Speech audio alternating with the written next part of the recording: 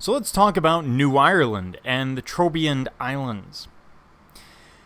Now, when we talk about New Ireland, it's a fairly small couple of islands. We're north of Papua New Guinea of Australia. This is really the eastern part of New Guinea. And mortuary rites and memorial festivals are going to be central to their culture. Now, obviously, we see some kind of mortuary rite or funerary festival in virtually every society on the face of the earth. We all celebrate the life of someone who's deceased or mourn the person who's deceased. And either one can be seen the same way as this ceremony, as this transition. So that's not unusual, but what makes these mortuary and memorial festivities so central, so important here, is their centrality to the overall culture. Now, we see festivals and objects used to honor the dead. And these rituals are critical to their belief and their understanding of the transition from life to death.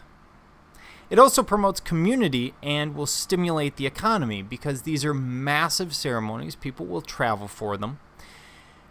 And it brings people together who wouldn't otherwise come together, developing those ideas of community and identification within the transition that is death. So we're going to look at one of the Tatanua Masks. And this represents spirits of a specific ancestor. Each of these masks represents the spirit of a specific ancestor.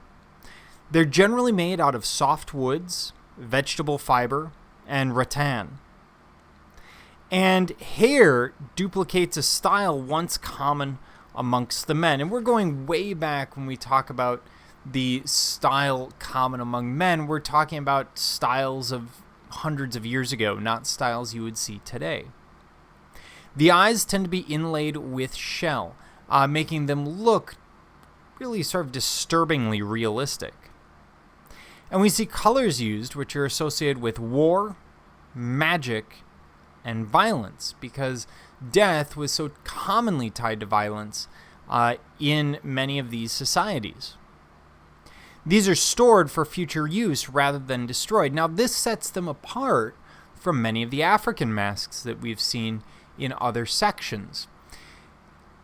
Oftentimes, when human cultures create masks, they sanctify them and then they discard them because they're no longer of use once it's been used once.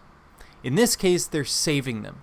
And the reason they're doing that, the difference is this mask represents a specific ancestor, as opposed to, for example, a god or figure from a story, as we may see in Africa.